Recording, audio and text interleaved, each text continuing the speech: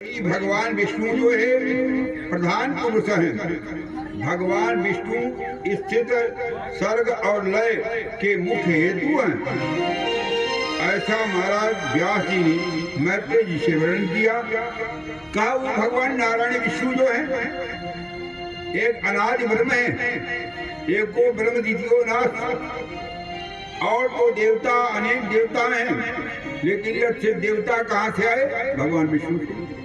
जैसे वृक्ष में जड़ एक होती है और वृक्ष के तना भी होती है, शाखाएं होती हैं, पत्ते होते हैं, फल फूल होते हैं, लेकिन इनका पोषण कहाँ होता है? वृक्ष के जड़ से।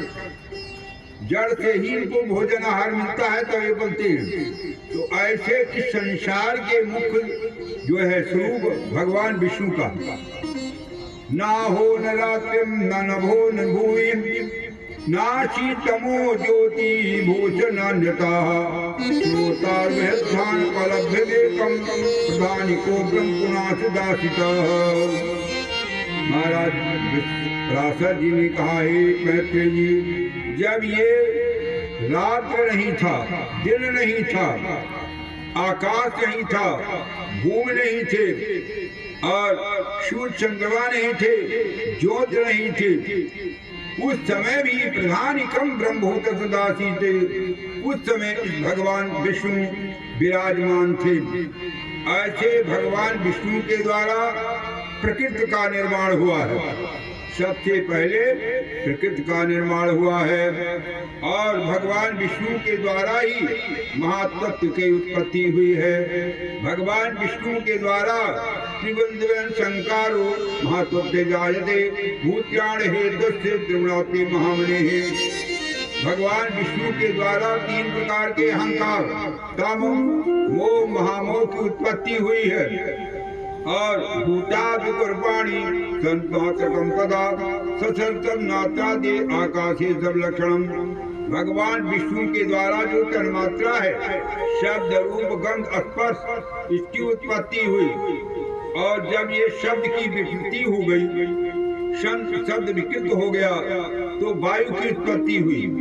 और वायु की जब वायु से ही आकाश की उत्पत्ति, शब्द उत्पन्न हुआ। आकाश शब्द की उत्पत्ति आकाश से हुआ। ऐसे जब वायु विकृत हुआ तो उस समय तन्मात्रा की उत्पत्ति हुई। और जब तन्मात्रा की विकृति हुई तो जल उत्पन्न हुआ। और जल की जब तन्मात्रा विकृत हुआ तो उस समय पृथ्वी की उत्पत्ति हुई। ऐसे पृथ्वी पर संसार की सृष्टि 10 प्रकार से हुआ।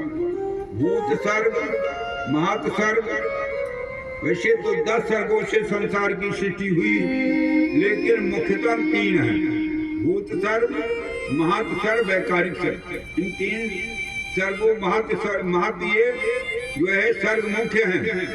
तक्षक नाच काजी बात होते से पंचम शब्दादीन व्यर्थम बुधिया कांते बजा। महाराज पारस जी ने मैत्रेय जी से कहा, हे मैत्रेय जी, वाणी, नेत्र, कान, जीवा, ये सब भगवान के द्वारा उत्पत्ति हुई। और आकाश वायु तेजा चलनम पृथ्वी जता शब्दादि गुणे ब्रह्म हंसाति उत्तरोत्तर। हे मैत्रेय जी, इस प्रकार से जो है 5 कर्मेंद्रिया, 5 ज्ञान इंद्रिया की उत्पत्ति हुई। आकाश, वायु, तेज, जल और पृथ्वी, ये 5 प्रकार के भूत उत्तर जो है उत्पन्न हुए। इस प्रकार से महाराज व्यास जी ने मैत्रेय जी से संसार की सृष्टि का वर्णन प्रारंभ किया है। और भगवान जब संसार की सृष्टि किया तो सृष्टि कहाँ से होती है? कहा, देखिए, भगवान का नाम है नारायण और नार कहते हैं जल को। जल से भगवान की उत्पत्ति हुई, इसलिए भगवान को नारायण कहते हैं। तन्निवो यथा मार्गे भगवते प्रवर्तते नारायणख्यम भगव ब्रह्मेलो पितामहः। और एक पहले अंडा की उत्पत्ति हुई। संसार में जब कुछ नहीं था, संसार का प्रलय हो जाता है। देखिए 4 प्रकार का प्रलय होता है, नित्य प्रलय, नैमित्तिक प्रलय, आत्यंतिक प्रलय, प्राकृतिक प्रलय। जब प्राकृतिक प्रलय होता है संसार में कुछ नहीं होता, सब जो है जल करके भस्म हो जाते हैं और सब आत्माओं को भगवान अपने शरीर में विलीन कर लेते हैं और इसके बाद संसार में जल ही जल दिखाई पड़ता है और भगवान नारायण विश्राम करते हैं, जल में विश्राम करते हैं। तब जो है भगवान की इच्छा से अंडा की उत्पत्ति होती है, अंडा, और जो अंडा फूटता है उसी से ब्रह्मांड की रचना होती है। नीचे का भाग 7 लोक, ऊपर का भाग ऊर्ध्व, अतल वितल सुतल तलातल सातल, अतल वितल सुतल तलातल महातल पातल रसातल पाताल, ये 7 लोक अधलोक है। और भूलोक, ग्वालोक, स्वालोक, महालोक, जनालोक, तपालोक, सत्यलोक, ये ऊर्ध्वलोक है। तो ये भगवान के उसी अंडे से उत्पन्न होती है और भगवान के जब भगवान जो है विश्राम करते हैं तो भगवान सृष्टि करना होता है, तो भगवान के नाभि से कमल की उत्पत्ति होती है और कमल पर ब्रह्मा जी उत्पन्न होते हैं और ब्रह्मा जी को संसार की सृष्टि करने का आदेश होता है। भगवान संसार की सृष्टि करते हैं। चतुर्युगानां संख्यानां सदिका हेक संतति मंत्रो मनोकालम स्वाधीनां सतदा। तो ये कलिकाल जो है और सप्तम तेपा कलिकाल, ये 4 युग की एक चौकड़ी होती है और इस 4 युग का 1000 युग जब बीतता है तब ये ब्रह्मा का एक दिन होता है और 71 युग का मनवंतरम मनोकाले स्वाधीनां सप्तमा, और 71 मन जो है युग का एक मनवंतर होता है, इसी को काल कहा जाता है।